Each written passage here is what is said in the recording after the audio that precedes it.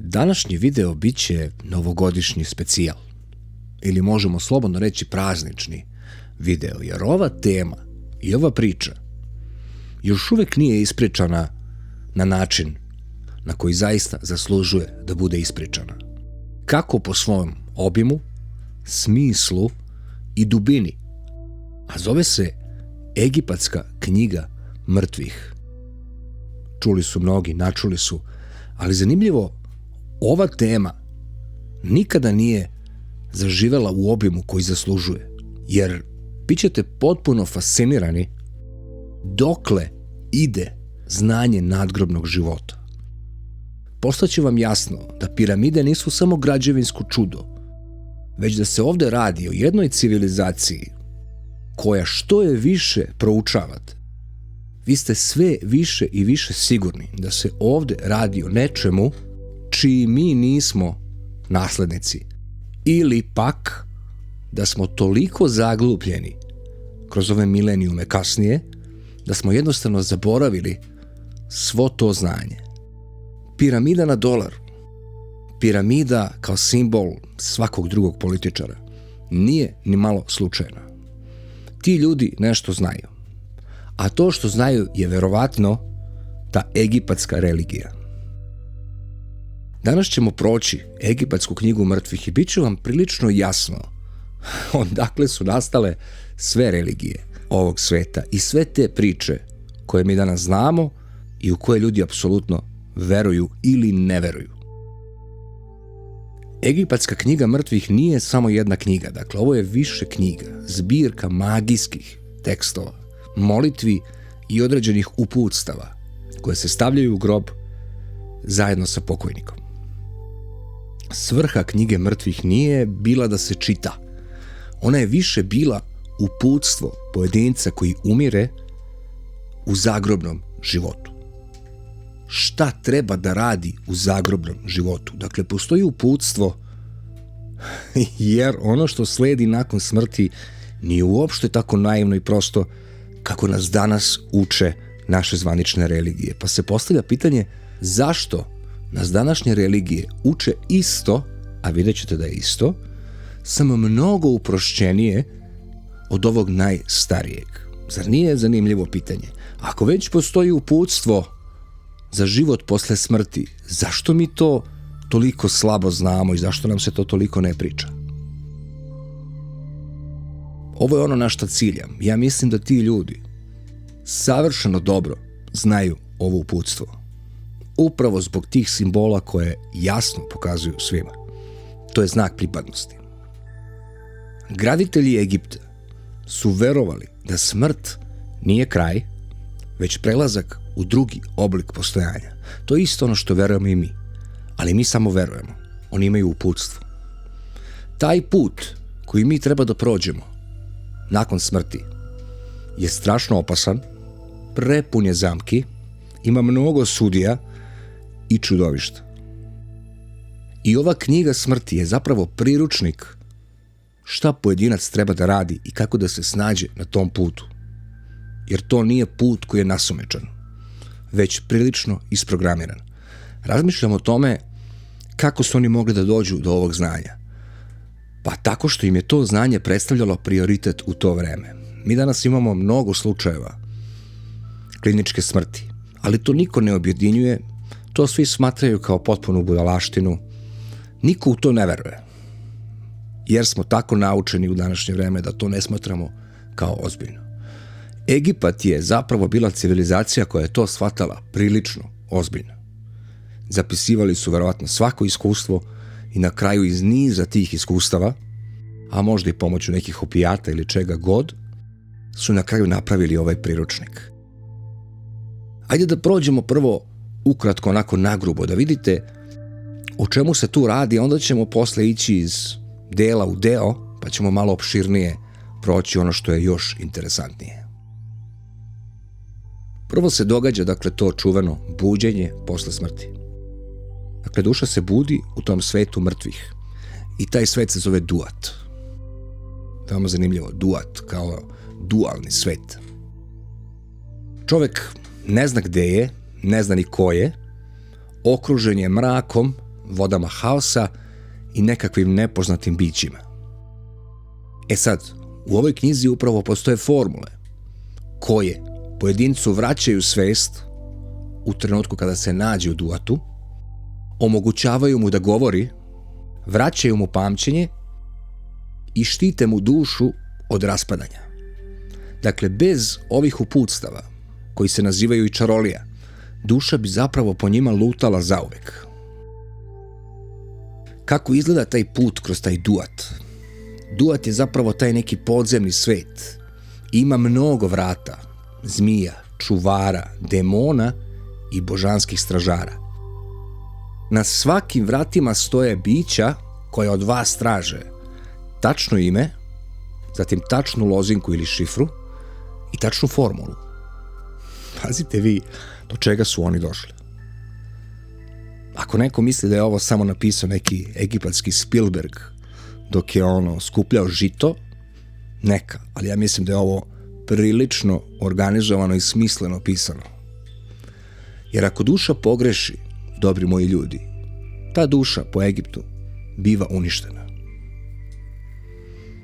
Mi danas čujemo samo nekakvu bajku o tome, isprati šta ti se kaže i to je to. Ti kad umreš, ti si na pravom mestu, čekate. Isus i to je to. Po ovim ljudima to baš i nije tako. A još više plaši činjenica što su sve naše religije mnogo mlađe od ove i što su sve preuzele iste priče. To je tek posebna stvar. To uputstvo koje vi dobijate, one vam zapravo daju imena čuvara, vaše šifre prolaza i vaše mape zagrobnog sveta. Jer se događa sud duše. Za ovo smo čuli u hrišćanstvu, ali samo usput. Niko ne objašnjava šta je to. Sud duše je zapravo najvažniji deo čitavog ovog putovanja. Jer duša dolazi pred taj čuveni sud bogova. Strašni sud. Taj sud vodi Anubis. Dakle, Anubis je taj koji vodi dušu. Oziris mu sudi, a Tot zapisuje presudu. Ako zamenite ova imena, Anubis, Oziris i Tot, dobijate sveto trojstvo, zar ne? I ko zna u koliko različitih religija uvek su jako slični brojevi, ako ne i potpuno isti. Poput broja 13, koji je skroz priča za sebe, koji je možda i najvažniji broj nama predstavljen kao nešto mnogo loše, a suštinski je. Ali to možda u nekom drugom videu. U tom trenutku se vaše srce po egipatskoj knjizi mrtvih stavlja na vagu. Tamo stoji boginja Mat, koja ima zapravo to pero i predstavlja simbol istine. Dakle, ona je kao onaj sudija glavni. Mat od Mati. Mislite da je to slučajno? Mati od Mat. To je ona koja perom na kraju vagano zapisuje. Navodi se da ako je srce teže od pera, dakle ako imate više srca od pera, veoma je zanimljivo, čudovište Amit proždire vašu dušu i duša prestaje da postoji zauvek. Dakle, postoji šansa da ne postojimo više nakon ovoga. Šta ako je ovo istina? Dobri moji ljudi, pa mi ćemo svi da nestanemo zauvek. Tako da, zato treba širiti znanje, zato treba znati sve. Pa ćemo mi kao pojedinci, kao duše da odlučimo u trenutku u kom se budemo našli, jer znanje nije greh, zar ne? Znanje se ne može okarakterisati kao greh. I zato je mnogo bolje imati više znanja, jer mi ne znamo šta nas sutra čeka. Šta ako nas sačeka upravo ovaj egipatski scenarij? A mi za to ne znamo. Zato je bolje znati. Tad se događa ispovest pred bogovima. Dakle, duša tada treba da ispriča svoju takozvanu negativnu ispovest. I ovdje dolazimo do korena kasnije judaističke vere, za koju mi verujemo da je početak. Što je strašno, da. S obzirom da postoje već neki zapisi koji su mnogo stariji, a govore o istoj stvari. Dakle, ta negativna ispovest je nisam krao, nisam ubijao, nisam lagao, nisam varao i nisam skrnavio hramove. Dakle, 5 zapovesti osnovnih. Ne ubi, ne kradi, ne laži, ne varaj i ne skrnavi hramove. I ovo je jedan od najstarijih moralnih kodeksa čovečanstva. Događa se zatim preobražaj u besmrtno biće. Dakle, ako prođemo sud duše, ona dobija novo telo, dobija božansku prirodu i postaje čuveni prosvetljeno biće. Zapravo koliko je to jedno prirodno, svi ga imaju kad je nešto lepo, tako, kad se čovjek opušta. Dakle, tada čovjek postaje prosvetljeno biće, ulazi u polje trske, to je egipatski raj, je bio polje trske, tako su oni zamišljali svoj raj. I tu žive večno, rade, love, plove, postoje u savršenom svetu. I ovo je ista priča koja stoji u našem carstvu nebeskom, preslikana. Ali mi ne znamo da postoje šifre nikakve. Ja barem nisam čuo da postoje šifre, da postoje tačno koja vrata, koja čudovišta i šta se tu događa. Knjiga sadrži zapravo te čarolije koje služe da spreče pojedinca da umre ponovo. Druga smrt je vjerojatno i konačna smrt. Da očuva svoje telo, da ponovo se desi sjedinjavanje duše i tela i da se telo zaštiti od raspadanja. Egipćani su najviše se plašili te druge smrti ili potpunog nestanka svesti. Suština knjige mrtvih je da ona nije zapravo knjiga o smrti. Ona je knjiga o besmrtnosti, uputstvu ka besmrtnosti, moralu, kosmičkom poretku, večnom životu, prelasku iz ljudskog u božansko stanje. To je najstariji priručnik za zagrobni život u istoriji čovečanstva. A sada idemo u sve ovo što smo ispričali mnogo dublje. Dakle, idemo da objašnjavamo stvar po stvar. Jer ovo je prosto fascinantno. Prema knjizi mrtvih i starijim tekstovima koji su bili pre nje još, tekstovi piramida i sarkofaga, duša putuje na ovaj način. Dakle, ne ide slobodno. Ona ne luta slobodno. Ona mora da prođe kroz niz precizno određenih kapija ili vrata. Svaka ta kapija ima svoja fizička vrata, slušajte dalje, ima čuvara, božansko biće koje ispituju dušu ili božanska bića, može ih biti i više, i magijske barijere. Mi znamo danas da je magija strogo zabranjena po našoj religiji. To je doslovno kosmički granični prelaz, ali bukvalno tako. Izgleda kao da ste na granici. Imate fizička vrata, čuvara, oni koji vas ispituju i neke magijske barijere, da li ste platili porez, da niste hapšeni i tako dalje. Struktura te jedne kapije, dakle svaka kapija ima po 3 entiteta. Pazite do koje one dubine idu. Postoji vratar koji otvara i zatvara vrata, zatim stražar koji proverava identitet duše, zanimljivo, i sudija koji odlučuje da li će vam dozvoliti da uđete ili da li vam je prolaz dozvoljen. A vrata sama imaju, svaka vrata imaju svoje ime, svoju moć i svoju volju. Dakle, vrata kroz koja prolazite su takođe deo živog sveta. Prosto mi je zanimljivo da niko nije uradio film o ovome. A priča je ne za film, nego za trilogiju. Ne znam, možda zato što žele da sakriju ovakve informacije od nas, verovatno. Kako izgleda taj proces prolaska, to je isto priča za sebe, korak po korak. Dakle, duša dolazi pred ta vrata. Pred njom se nalaze, dakle, ta masivna, kosmička, živa vrata, plameni stubovi, zmije koje izbacuju vatru, ili vam zmajevi, ako se pitate otkud zmajevi, evo, i bogovi sa noževima. Vrata su u tom trenutku zatvorena. Duša mora da se predstavi. Dakle, ne imenom iz života, nego tim tajnim magijskim imenom sa kojim se sahranjuje pokojnik. Ime u Egiptu znači moć. I ako znaš pravo ime, ti imaš vlast. Dakle, duša koja dolazi pred ta vrata mora da zna ime te magije ili šifru za otključavanje tih vrata praktično. Svaka od tih kapija ima svoje ime, a evo sad i kako se te kapije zovu u tom šifrarniku. Kaže, ona koja seče duše, strašno, ona čije oči gore i ona koja ne prašta. Zamislite da se nalazite pred onom koja ne prašta. Ako pogrešiš ime, vrata ostaju zatvorena zauvek, to smo već rekli, i praktično ceo život lutate. Dakle, možda je bolje da odmah doživite onaj sud i da nestanete, nego da večito lutate. U tom trenutku duša izgovara šifru ili formulu. To su tačno određene rečenice. Primera radi, ovo je jedna od njih.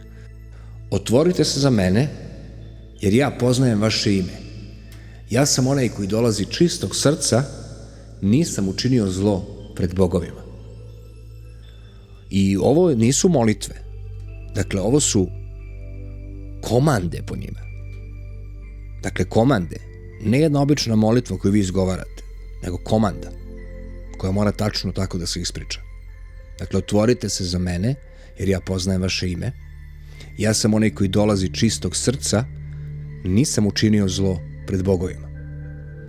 Zatim sledi provera vaše iskrenosti ili da li je istina to što izgovarate.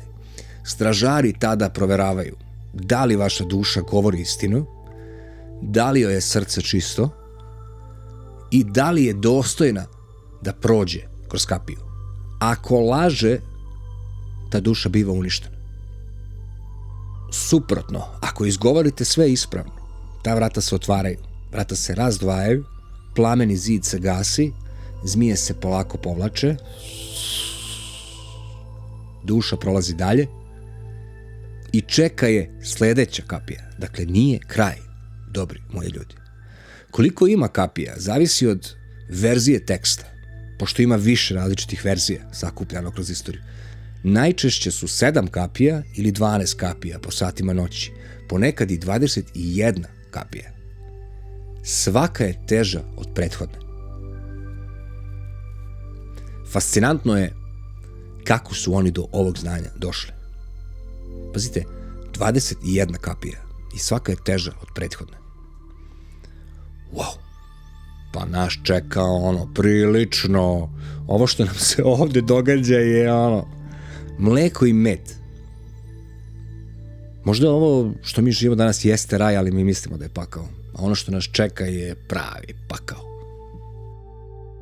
Ako duša kojim slučajem ne zna šifru, pazite sada ovo, stražari je raznose, demoni je seku, biva bačena u jezero vatre i prestaje da postoji.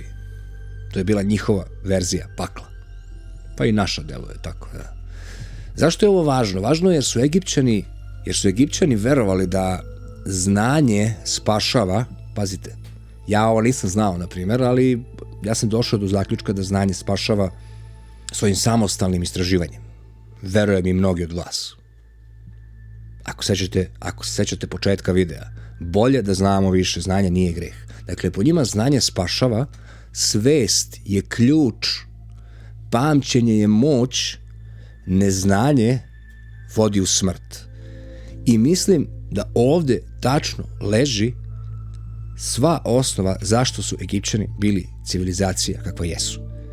Ako su oni bili civilizacija koja je počivala na ove 4 suštine, znanje spašava, svest je ključ, pamćenje je moć i neznanje vodi u smrt, onda nije ni čudo što su bili tolika civilizacija. Jer današnji naš život je potpuno suprotni. Neznanje kod nas spašava, svesti nema niko, pamćenja sve manje jer je veštačka inteligencija i neznanje nas vodi u smrt, a mi mislimo da znamo kad odlazimo u smrt. Dakle, sve suprotno.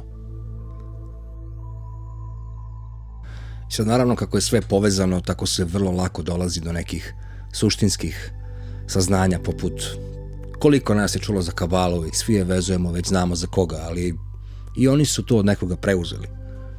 I to od koga? Pa od Egipta. Razdvajanje duše od tela kod Egipćana. Dakle, kod njih se čovjek ne sastoji samo od jednog duha, jedne kompaktne duše, već je ta duša sačinjena iz više različitih delova. Dakle, kao sinergija određenih delova. Oni su te delove nazivali Ka kao životna energija, Ba kao ličnost, svest i pokretna duša i Akh, besmrtno prosvetljeno biće. Kad spojite to dobijate Kabah. Fali možda L, ali to je to. Kabah.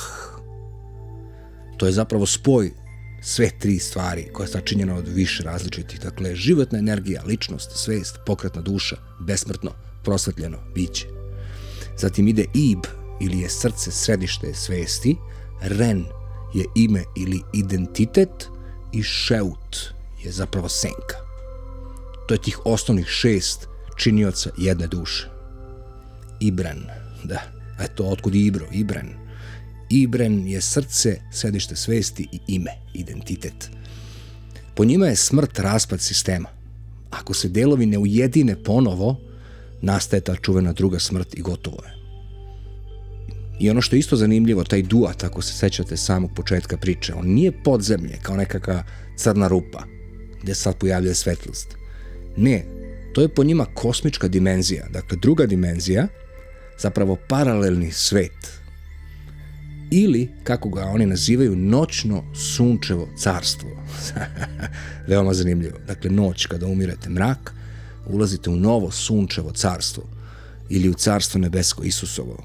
Isus je inače simbol sunca također, pored svega što predstavlja i simbol sunca, jer je sunce osnovno božanstvo na planeti Zemlji. Dakle, sunce ili Ra svake noći prolazi kroz duat ili kroz taj mrak. To je simbolika mraka. Duša bi morala da se priključi tom brodu. I sad, bilo bi zanimljivo proći neke od tih njihovih magijskih šifara ili onoga što morate da znate kad se nađete u toj situaciji. Pa, zlu ne trebalo bolje je znati, jer ako postoji 21 prepreka, onda je to zaista ozbiljan sport. Jedna od najpoznatijih iz knjige mrtvih poglavlje 2 i 3 kaže ovako. Pazite, ovo prvo je veoma zanimljivo. Ja sam uskrsnuo. Kako glasi? Kaže, ja sam uskrsnuo, ja sam probuđen, ja sam živ, nisam mrtav. Smrt nema vlast nadamnom.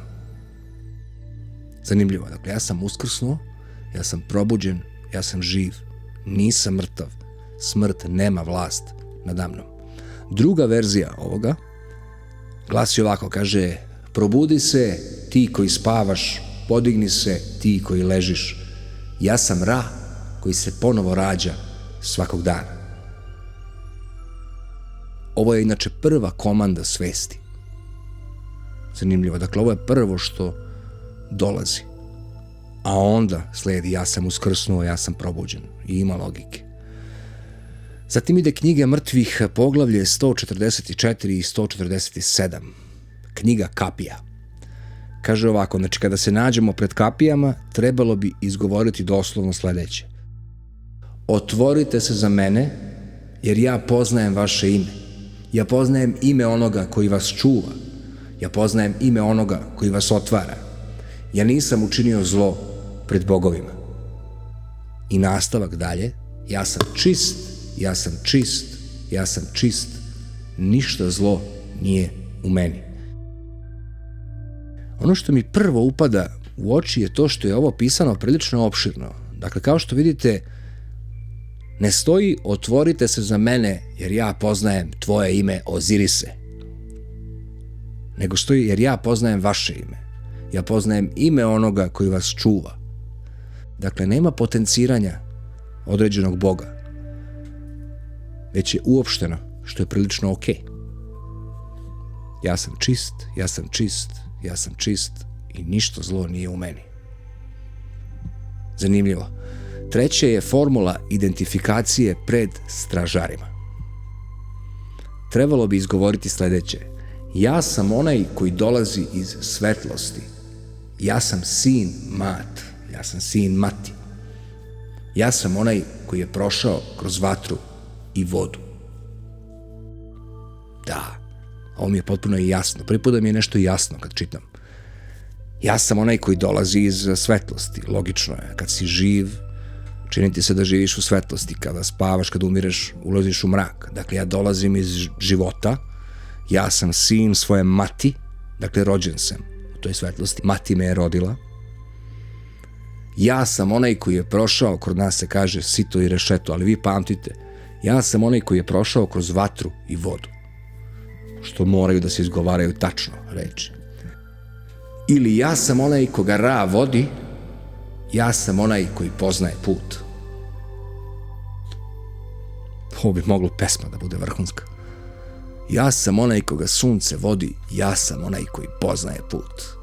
Savršeno.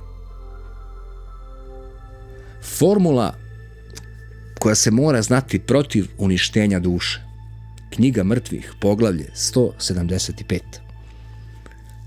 Treba izgovoriti sledeće. Kaže: ne daj da budem uništen, ne daj da budem rastrgnut, ne daj da budem zaboravljen, daj mi da budem kao bogovi koji traju večno.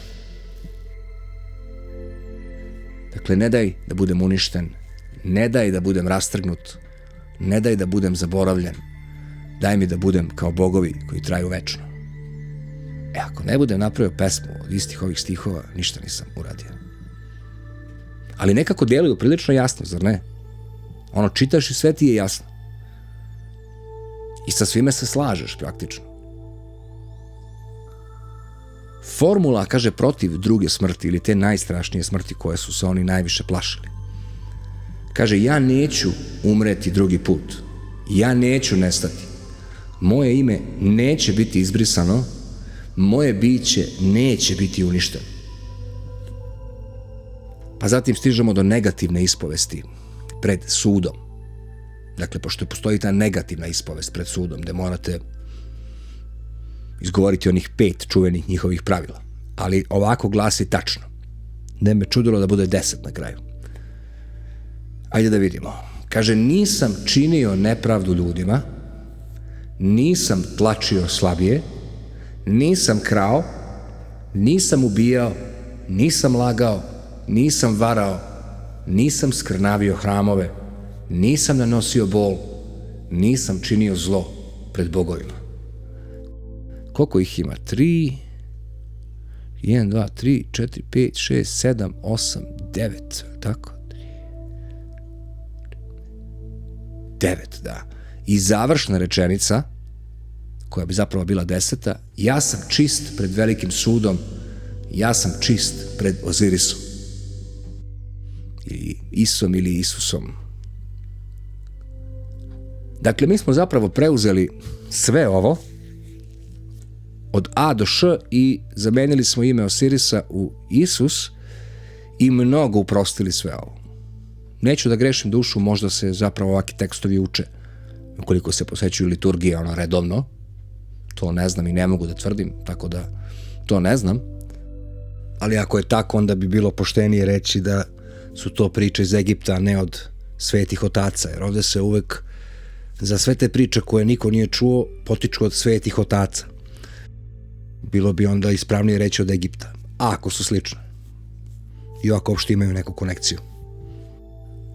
Ali po Egipćanima ovo je nešto što mora da se izgovori baš ovako precizno. Tačno ima 10 Božjih zapovesti, eto, otkud 10? Ovih 9 i plus završna. Ja sam čist pred Ozirisom. Zatim sledi formula prolaska pored čudovišta Amit, ako se sećate početka.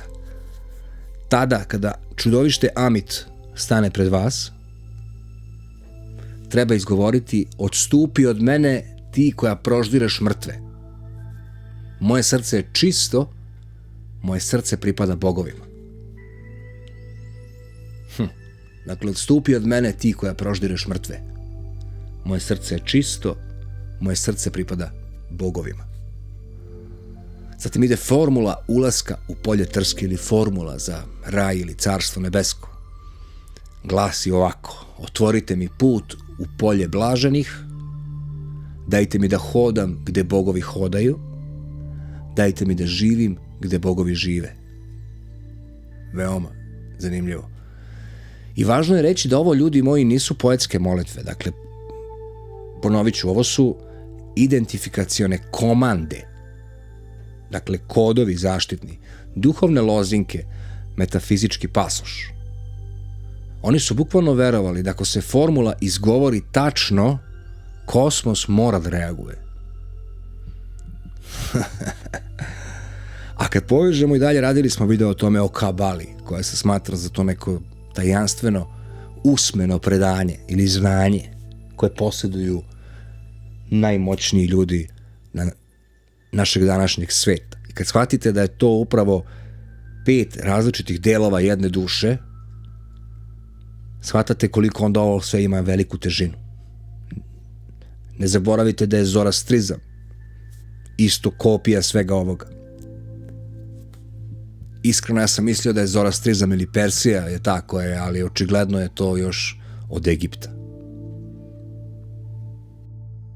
I ono što je veoma zanimljivo, ovi stihovi citiraju se već 4000 godina. Pa ako se pitate kojoj veri pripadaju ovi koji se čini da su ateisti, a vladaju svetom, krste se ili ljube zidove ili tako dalje, možda sada znamo koje religiji pripadaju. Mislim, oni to i ne kriju. Piramida stoji na glavnoj valuti današnjeg vremena. Sigurno se sećate, naravno čuli ste onu čuvenu priču da nikada mumije nisu pronađene u piramidama ili u tim nekim mestima gdje se očekivalo da se pronađu, jer to je ta zvanična priča. I sada, nikada nismo razmišljali u pravcu ovom. Mi smo uvijek razmišljali da nešto žele da nas prevare. Ali šta ako nas nisu prevarili? Slušajte sada ovo. Mumije mogu da nestanu na potpuno drugačiji način, koji nama nije ispričan, a koji je upisan u egipatskim knjigama mrtvih. Dobri moji ljudi. Jer Egipćani nisu verovali, slušajte pažljivo, da duša postoji i da može da postoji bez tela. Ne znam da li ovo iko znao. Zato i postojao ceo niz formula za ponovno sklapanje tela, vraćanje udova, oživljavanje srca, buđenje očiju, pokretanje jezika. Dakle, postoje posebne formule za ruke, pa i za noge, za kičmu, za vrat i za glavu. Svaki deo tela se zapravo magično aktivira ponovo. Dakle, mumifikacija nije bila simbolična. Bila je deo čitave ove tehnologije nadgrobnog života. I onda, kad pomislimo da mumije nisu pronađene, možda zaista nekom delu je suludo, ali po egipatskim uputstvima te mumije su zapravo uspele da dobiju sledeći život. Shvatajući njihovu viziju ovoga ozbiljno ili objektivno, dakle, ne postoji duhovni život. Duša može da postoji samo u telu.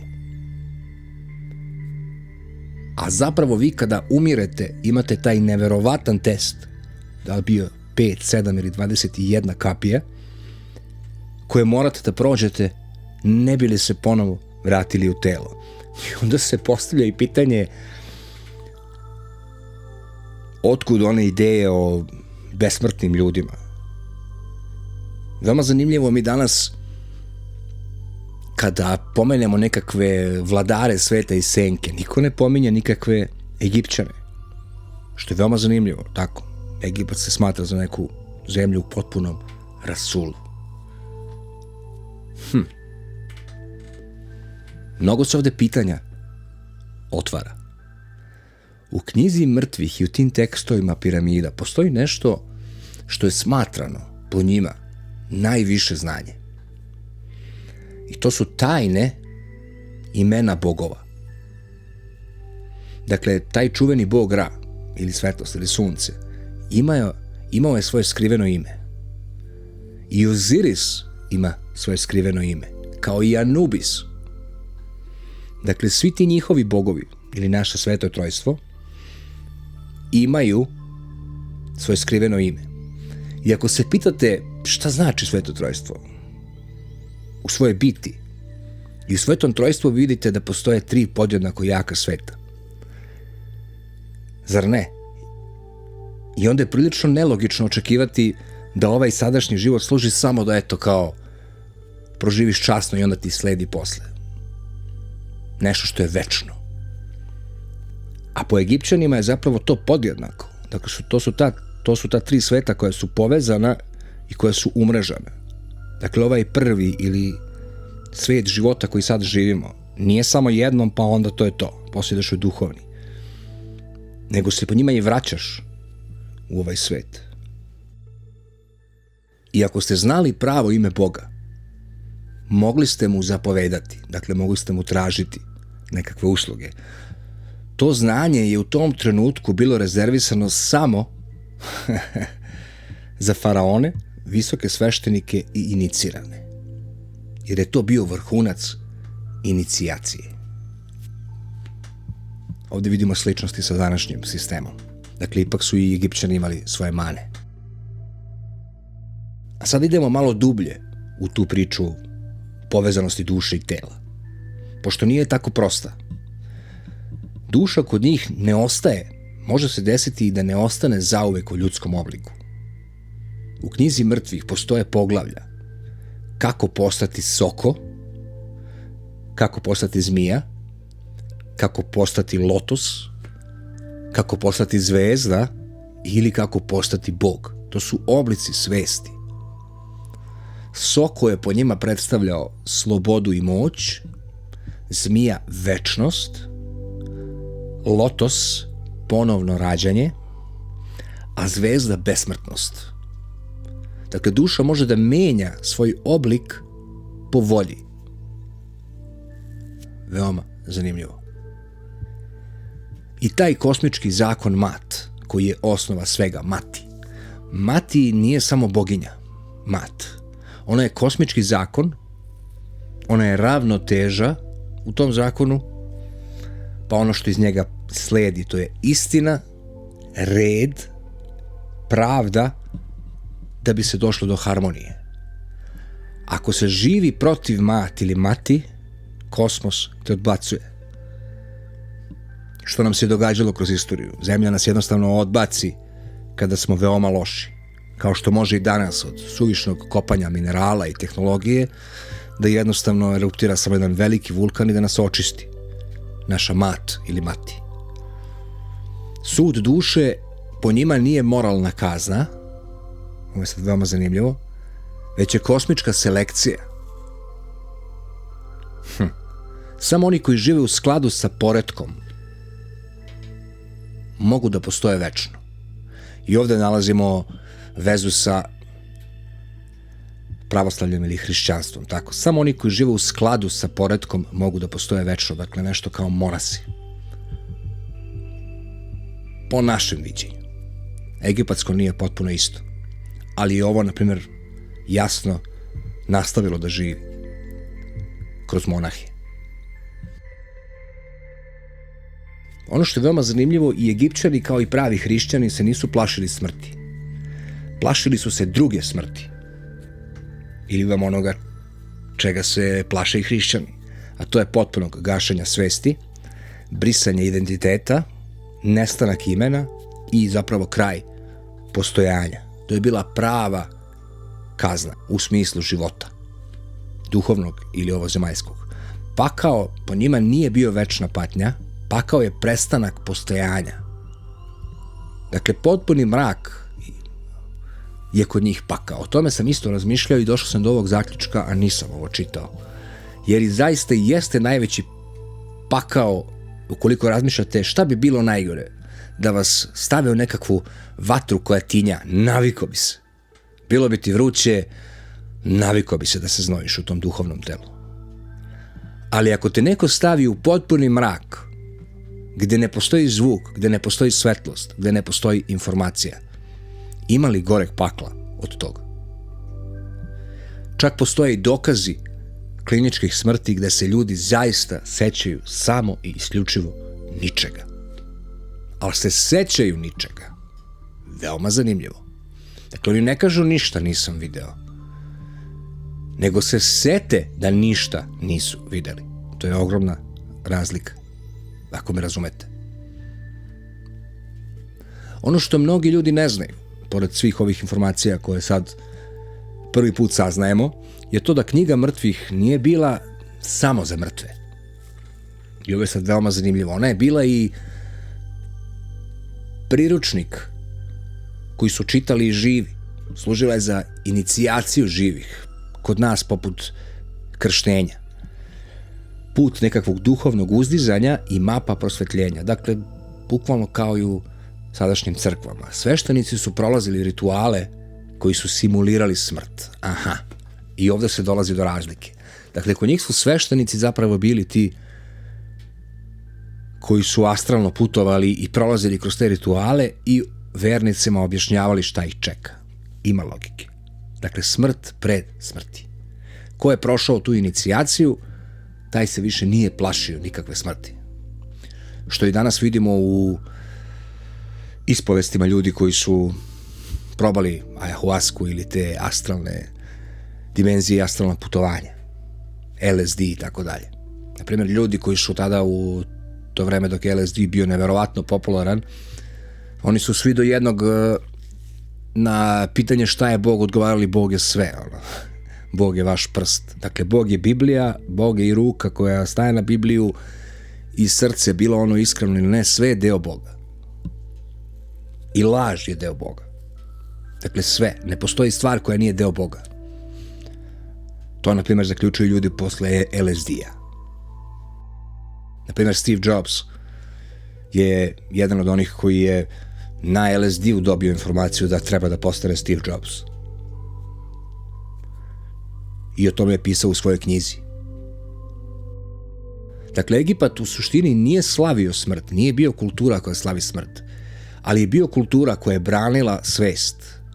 Njihova poruka je glasila da svet mora da traje i da red mora da opstane. Haos mora da bude poražen i ime, šifra, ne sme da nestane. Samo u tom slučaju se može postići večnost.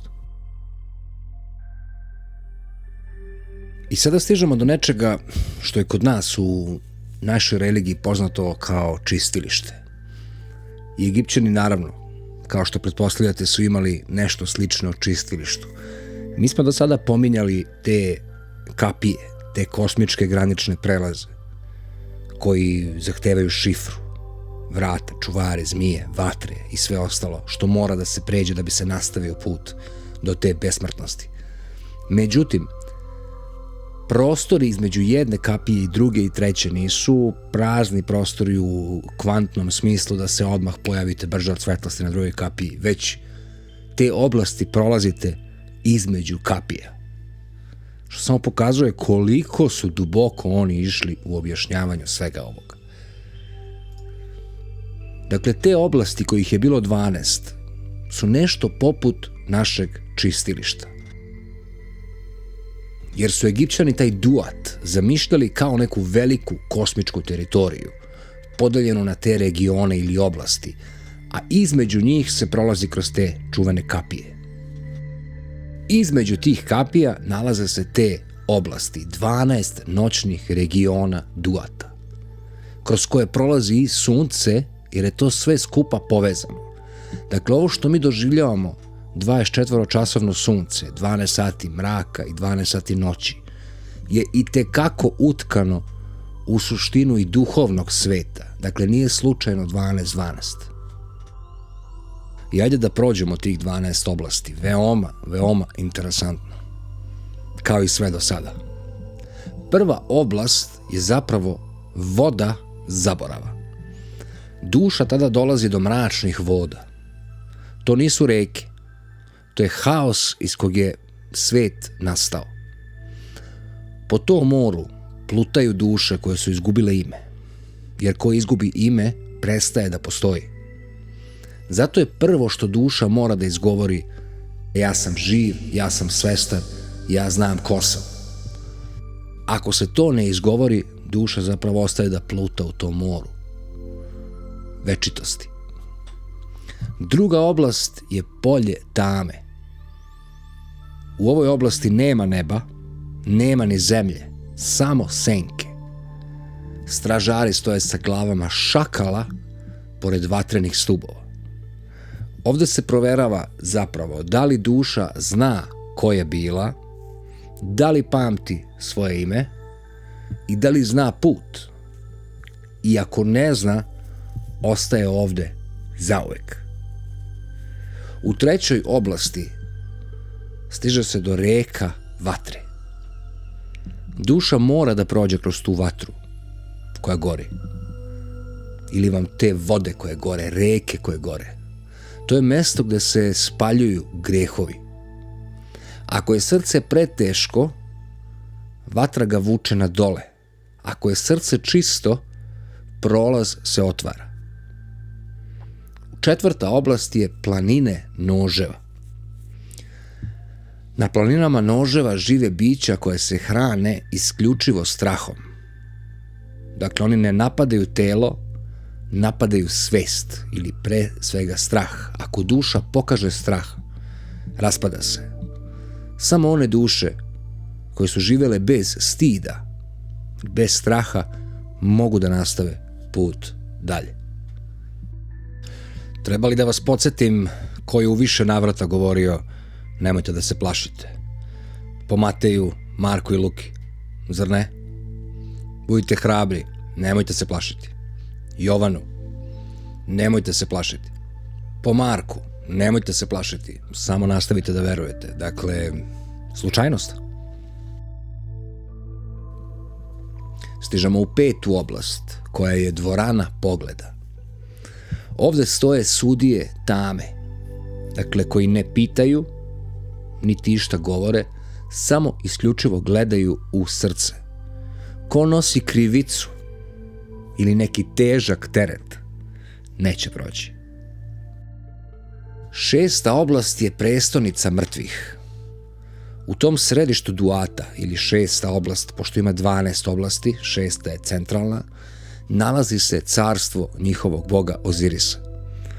Ovde dolazi konačni sud. Dakle, ovde se srce stavlja na vagu. Sa jedne strane je srce, a sa druge strane pero istine, od mat. Ako je srce teže, kao što smo pričali, duša biva proždrana, ne ide u pakao, ne pati, nestaje zauvek. Ako je srce čisto, duša dobija pravo na večnost.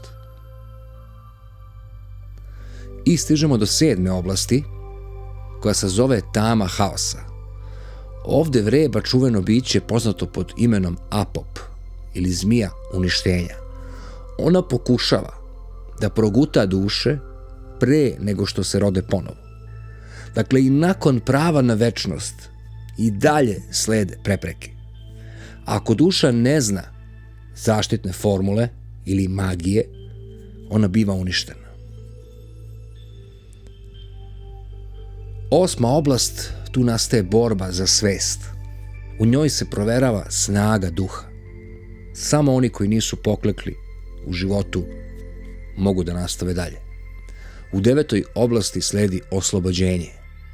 Tama polako počinje da se povlači, duša konačno vidi svetlost, ali još uvek nije potpuno spašena. U 10. oblasti dolazi se do obnove.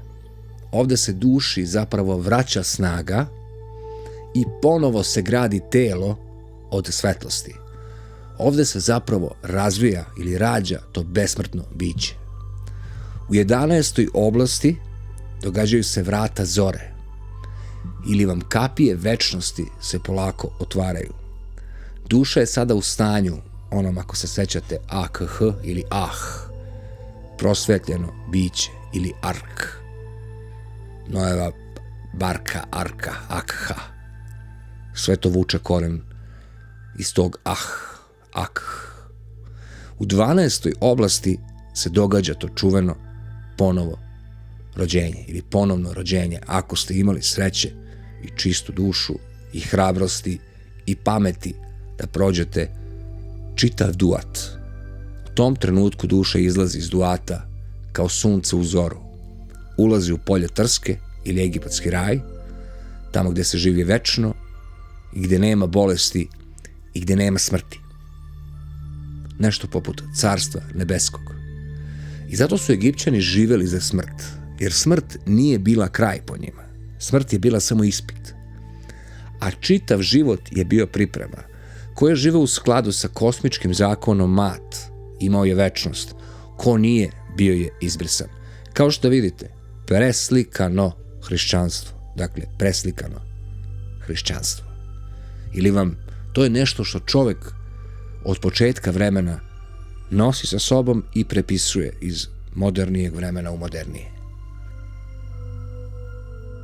Dakle, suština egipatskog zagrobnog života se svodi na to da nije postojalo nikakvo večito mučenje. Dakle, ne postoji večito mučenje, niti postoji kazna. Postoji samo ili večnost ili nestanak. Dakle, ili ćete živeti večno kao bogovi, ili ćete večno lutati. Treća opcija je nestanak, potpuni prestanak postojanja. Zato im je bilo važno da čuvaju to ime, čuvaju telo i zato su i pisali knjige za mrtve. Jer su smatrali da se svest nastavlja i da mora da traje. Za danas dosta, nastavit ćemo u nekom od sledećih videa ovu priču jer ima još mnogo toga da se ispriča. Volim vas Fes, i ako ste ostali do kraja, shvatili ste da sve podele su zapravo laž i da što imate više znanja, više informacija, shvatate da je verovanje veoma slično i da ne postoje te nepremostive prepreke koje sa nama stalno pričaju, a znamo iz kog razloga, jer prosto je neverovatno da jedan Egipat koji važi za satanizam u nekom smislu priča istu priču kao i ono što smatramo da je od Boga. Naravno, ne istu, još mnogo širu, ali u korenu vrlo slično.